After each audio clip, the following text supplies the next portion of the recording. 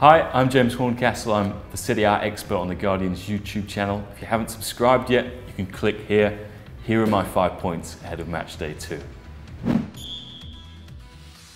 A storm is gathering over Parma this weekend. El Nino is blowing into town on Sunday night. Fernando Torres is expected to make his Milan debut at the Ennio Tardini. The line out of Milanello is that he's been breaking all kinds of in-house records doing the speed tests at the Milan lab. It's the same old San Siro spin. When Kaká rejoined last season, they said his stats were the same as at his peak. Torres has promised to score more goals than his friend and compatriot, the Juventus striker Fernando Llorente. Let's see if he gets off the mark this weekend. And spare a thought for Jonathan Biapiani as well, the Parma winger who thought he'd joined Milan on the final day of the transfer window, posed in their scarf and in their training shirt, but it didn't go through. Awkward. Andrea Stramaccioni returns to the scene of his finest hour at the Juventus Stadium in Turin. Remember, it was there 2 years ago as Inter-coach in the Derby d'Italia that he gave a tactical masterclass. He became the first opposition manager to win at the Bianconeri's new stadium and ended Juventus's 49-game unbeaten run. Can he repeat that feat with Udinese? Well, they've started the season well with a win over Empoli. Toto Di Natale, the man who turned down the old lady, has got 6 goals already in a couple of competitive matches, and Juventus will be without the likes of Chiellini, Barzagli, Andrea Pirlo, so maybe a surprise is on the cards. Fiorentina play Genoa on Sunday afternoon. Unfortunately, they'll be without Pepito Rossi. He's to go under the knife again and is expected to be out for 4 to 5 months.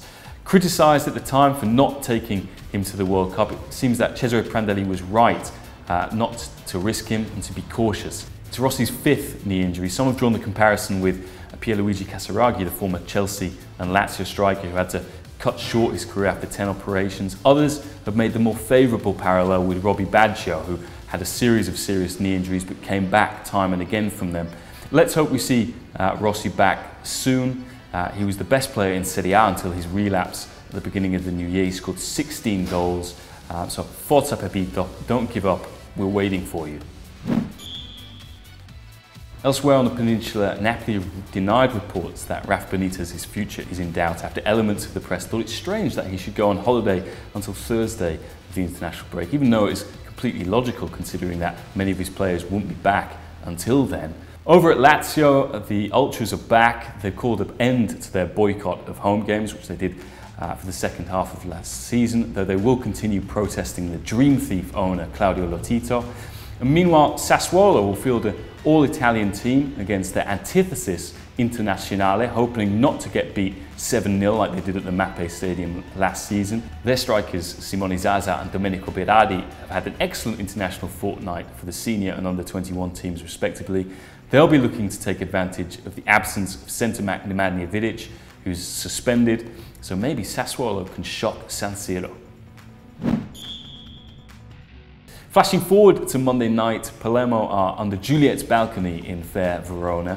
Keep an eye out for Andrea Bellotti, their 20-year-old striker. He's one of the most promising players in Serie A. He scored 10 goals for them as they were promoted last season with relatively few minutes. And he also got a brace for the under-21s as they came back from 2-0 down to beat Serbia 3-2. He's also nicknamed Il Gallo, which is the rooster, because of his bok bok bok celebration. He's got a lot of talent to crow about. Those are my talking points ahead of match day 2 in Serie A. Let me know what yours are in the comments below. Remember, there are previews of the weekend in La Liga and Liga also on the Guardian's YouTube channel. If you haven't subscribed yet, do so by clicking here. I'll be back on Monday to round up the weekend's action, so join me then.